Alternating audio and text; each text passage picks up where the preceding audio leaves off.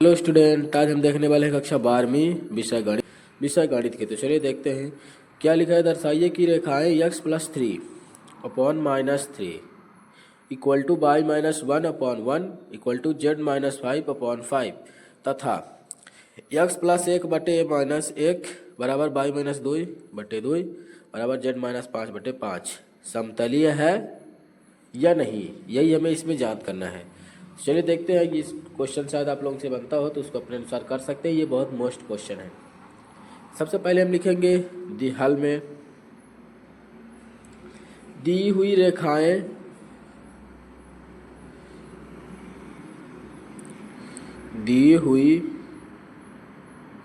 रेखाओं के समीकरण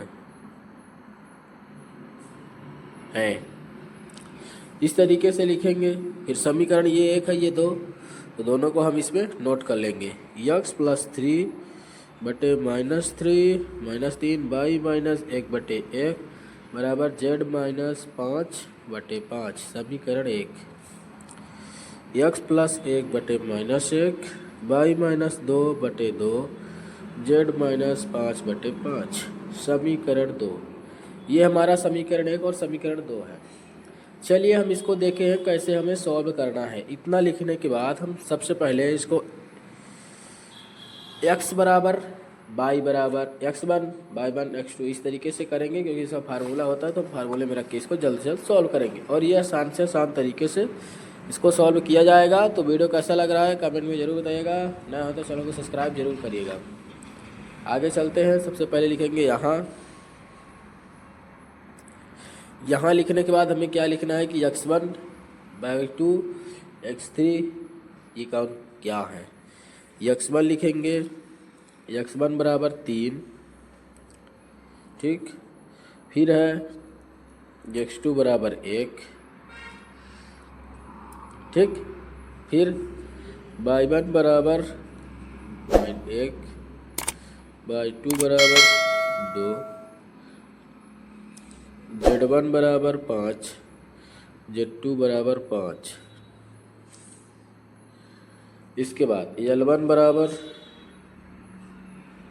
-3, l2 बराबर -1। l1 बराबर -3, l2 बराबर -1। अब क्या आएगा m1 बराबर 1, m2 बराबर 2। फिर है n1 बराबर 5, n2 बराबर 5, क्योंकि यहाँ 5 ही 5 है। इतना लिखने के बाद सबसे पहले लिखेंगे दी गई रेखाएं समतली होंगी यदि, फार्मूला रहेगा, मतलब अगर उसमें चली जाती है, जैसे कि जो सारणी हमें मिलेगा उसमें जाएंगी तो होंगी। दी हुई रेखाएं समतलीय होंगी यदि x2 - x1 y2 - y1 z2 - z1 l1 l2 m1 m2 n1 n2 equal to होगा 0 के, ठीक। ऐसा कि नहीं दिख रहा था, ये आप लोग को दिख रहा होगा।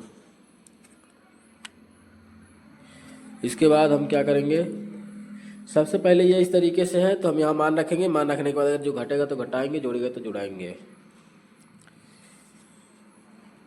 सबसे पहले क्या रखेंगे x2 - x1,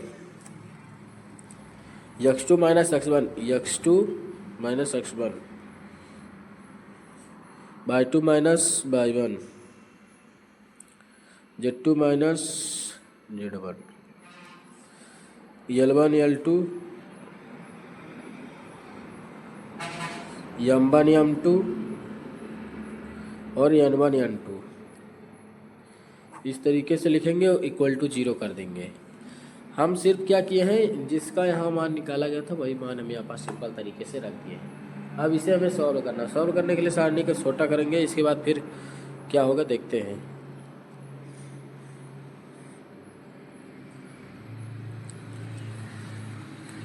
छोटा होगा घटाएंगे, -2 -3 -1, ये हो जाएगा 1 1 2, ये हो जाएगा 0 5 5। इतना आ गया है। इतना आने के बाद हमें सबसे पहले क्या करना होता है, सारणिक सॉल्व करने के लिए आर की जो है तो R1 की अपेक्षा इसको ऐसे ऐसे क्या करेंगे, इसको लेंगे तो फिर इन दोनों का गुणा होगा, फिर घटाएंगे, फिर इसको लेंगे तो फिर इस वाली पंक्ति रो को छाड़ेंगे, फिर इसको इसको। तो चलिए देखते हैं आगे सॉल्व करके, क्योंकि अगर आप लोगों को पता होगा तो पता है किसी तरीके से सॉल्व किया जाता है इसको। -2, फिर ये 5 एकम 5, फिर ये माइनस का चिन्ह लगेगा, 5 दूनी 10, प्लस का चिन्ह आएगा, 1 आएगा। फिर 1 को जब हम लेंगे तो हो जाएगा -3 5 -15 माइनस प्लस 5 माइनस फार्मूले में है, माइनस ये है तो प्लस हो गया, और ये 5 एकम 5, कोष्टक हुआ बंद, +0। क्योंकि ये 0 अगर हम इस तरीके से मान लीजिए यहाँ पास 0 रखेंगे, जिसका सबका गुणा घटाने के बाद जब गुणा होगा 0 का बाहर तो 0 ही आ जाएगा, इसीलिए हम यहाँ पास पहले से ही सिंपल तरीके से 0 रख दिए, इक्वल टू 0 के बराबर है।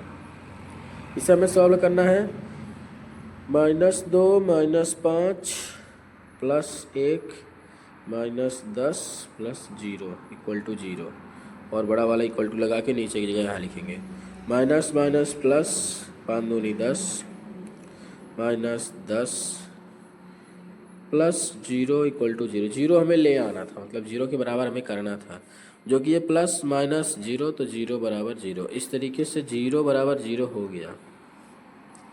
क्या लिखेंगे, अतः दी हुई रेखाएं समतलीय हैं।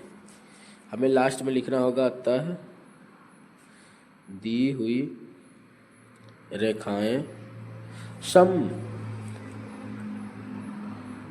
हैं।